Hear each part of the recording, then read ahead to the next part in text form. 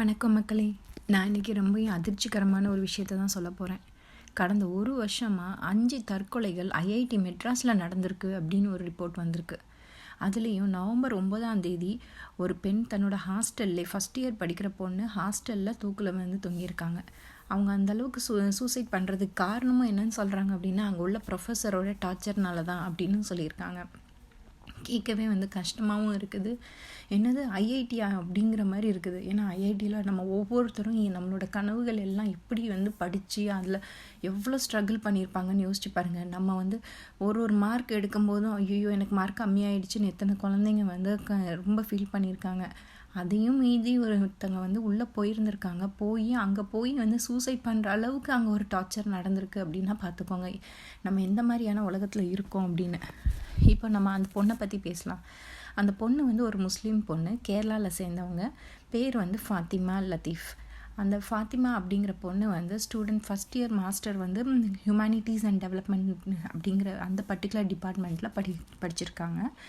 அவங்க வந்து ஹாஸ்டல்லே வந்து தூக்கில் தொங்கிட்டாங்க. ஆனால் போலீஸ் தரப்பில் என்ன சொல்கிறாங்க அப்படின்னா, செல்ஃபோனில் எதுவுமே வந்து எந்த நோட்டுமே கொடுக்கலப்பா, அவங்க யாருக்குமே எதுவுமே வந்து சொல்லலை அப்படிங்கிற மாதிரி சொல்லியிருக்காங்க.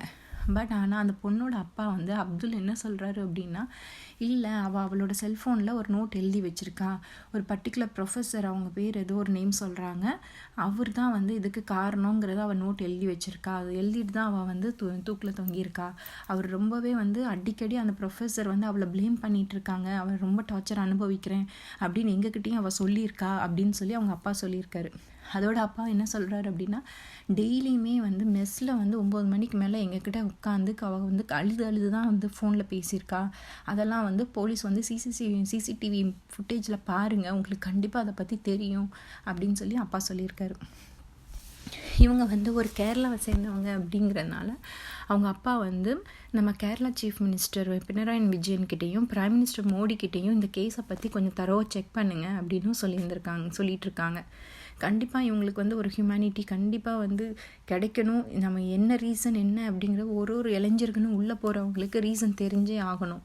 அதோட வந்து அந்த டிபார்ட்மெண்ட் வந்து என்ன சொல்கிறாங்கன்னா, எங்களுக்கு என்ன நடந்ததுன்னே தெரியல, எங்கள் ஸ்டாஃபுக்கும் வந்து நான் இந்த மாதிரி என்கொயரி வச்சுருக்கேன், அவங்க ஏதாவது வந்து அதை பற்றின ரீசன் ஏதாவது தெரியுமா என்னங்கிறத சொல்லட்டும் அப்படின்னு சொல்லி HOD head of the department வந்து சொல்லிட்டு இருக்காங்களாமா. அண்ட் அவங்க என்ன சொல்கிறாங்கன்னா, அந்த பொண்ணு கம்மியான மார்க் வாங்கியிருக்கா, அதனால தான் அவள் வந்து ரொம்ப வந்து டிப்ரெஸ் ஆகி வந்து சூசைட் பண்ணிக்கிட்டா அப்படிங்கிறாங்களாம். அவங்க அப்பா சொல்கிறாங்க, இல்லைப்பா அவன் ரொம்பவே நல்லா படிக்கிற பொண்ணு, ரொம்பவே நல்ல மார்க் வாங்குகிற பொண்ணு, அவள் எப்படி வந்து இப்படி கம்மியாக மார்க் வாங்க சான்சஸ் இருக்குது அப்படின்ட்டு இருக்காங்க. ஓகே, இது ஒரு கேஸ் நடந்திருக்கு அப்படின்னா, நவம்பரில் ஒரு சூசைட் நடந்திருக்கு அப்படின்னா, செப்டம்பரில் இதுக்கு முன்னாடி ஒரு சூசைட் நடந்திருக்கு, ஜான்வரியில் வந்து 2 சூசைட் நடந்திருக்குது, டிசம்பரில் வந்து இன்னொரு பொண்ணு அதித்தி ஷிம்ஹான் ஒரு பொண்ணு வந்து அசிஸ்டன்ட் ப்ரொஃபஸர் அவங்க ஸ்டாஃப் குவார்ட்டர்ஸ்லேயே வந்து இறந்துருக்காங்க. இவ்வளோ சூசைட் எதுக்கு நடக்குது அப்படின்றதுக்கு இது வரைக்கும் யாருக்குமே வந்து கொஷினுக்கு ஆன்சரே இல்லை. கேட்டால் நம்ம நேஷ்னல் லெவலில் நம்பர் 1 ரேங்கிங்கில் வர்ற ஒரு பர்டிகுலர் இதில் இவ்வளோ பெரிய ஒரு என்ன சொல்கிற கஷ்டமான ஒரு விஷயம் ஒரு இது நடக்குது அப்படின்னு கேட்கும்போதே கஷ்டமாக இருக்குது. அது ரொம்ப கஷ்டப்பட்டு நான் சொல்ல வேண்டிய விஷயம் என்னென்னா, ஐஐடி மெட்ராஸை வந்து அவங்க ரிலீஜியனால் டாமினேட் பண்ணியிருக்காங்க அப்படிங்கிறாங்க. என்னது ரிலீஜியனா அப்படின்னு கேட்டால் ஆமாம், அப்படி தான் அவங்க எல்லாருமே சொல்கிறாங்க. ஐஐடி மெட்ராஸில் வந்து அவங்க 2 ஒரு பர்டிகுலர் டிபார்ட்மெண்ட்டாக வந்து பிரிஞ்சிருக்கிறாங்க. அவங்க வந்து ஐஐடி வந்து ஆசிரமம், அதாவது அக்ரஹாரம், பிராமின்ஸோட அக்ரஹாரம் அப்படிங்கிற அளவுக்கு பேசிகிட்டு இருக்காங்களாமா. உள்ளே போய் வந்து நம்ம யார்கிட்ட என்ன பேசினாலும் எல்லாம் வந்து அந்த பிராமின்ஸ் தான் டாமினேட் பண்ணுவாங்க ஐஐடி மெட்ராஸில், அதில் மற்றவங்க யாரும் வந்து இது பண்ண முடியாது அப்படிங்கிற மாதிரி சொல்லிகிட்டு இருக்காங்க. இதில் என்ன பார்த்திங்கன்னா, 2014 ஸ்டூடெண்ட்லாம் சேர்ந்து ஒரு தனி ஒரு கட்சி மாதிரி ஒரு பாடி மாதிரி அமைச்சிருக்காங்க. அதுக்கு பேர் என்னென்னா அம்பேத்கர் பெரியார் ஸ்டடி சர்க்கிள் அப்படின்னு. அந்த பர்டிகுலர் சர்க்கிள் படி அவங்க வந்து ஐஐடி மெட்ராஸ் அப்படிங்கிறத அவங்க எப்படி கிண்டல் பண்ணுறாங்க அப்படின்னா, ஐயர் டெக்னாலஜி அப்படிங்கிற மாதிரி தான் கிண்டல் பண்ணுறாங்களாமா. பிராமின்ஸ் காஸ்ட் ஆஃப் தமிழ்நாடு அப்படின்னு சொல்லி தான் அவங்க வந்து சொல்லிகிட்டு இருக்காங்க. ஓகே. அப்படின்னா வந்து அப்போ இதுதான் வந்து சூசைடுக்கு காரணமா அப்படின்னா, நிறைய பேர் அதை தான் சொல்கிறாங்க. நீ வந்து ஒரு முஸ்லீமை சேர்ந்தவா, உன்னால் எப்படி இவ்வளோ மார்க் வாங்க முடியும், ஃபஸ்ட் மார்க் உன்னால் எப்படி வாங்க முடியும், அதனால தான் வந்து அவங்க ரொம்ப வந்து டாமினேட் பண்ணுறாங்க, அந்த பொண்ணை வந்து ரொம்பவே வந்து இல்லீகலாக ட்ரீட் பண்ணியிருக்காங்க, அதனால தான் அந்த பொண்ணு வந்து சூசைட் பண்ணியிருக்கு அப்படிங்கிற மாதிரியும் ஒரு பக்கம் பேசுகிறாங்க. இதே மாதிரி நிறைய இடத்துல வந்து நம்ம ஐஐடிஸில் வந்து நிறைய பேர் வந்து அந்த டாமினன்ஸ் இன்னும் காமிக்கிறாங்க அப்படிங்கிறாங்க. லைக் நீங்கள் தீண்டத்தகாதவங்க, நீ எஸ்சி, நீ எஸ்டி அப்படிங்கிற அந்த கோட்டா வச்செல்லாம் வந்து பிரிக்கிறாங்க. இது நம்ம தமிழ்நாட்டில்னு இல்லை, மற்ற இடத்துலையும் கூட நடக்குது அப்படிங்கிறாங்க. இது வரைக்கும் 2008லேருந்து 2011 பார்த்தீங்கன்னா 26 சூசைட்ஸ் வந்து ஐஐடியில் மட்டுமே நடந்திருக்கு அப்படிங்கிறாங்க. கேட்கவே ரொம்ப கஷ்டமான ஒரு விஷயமா இருக்குது.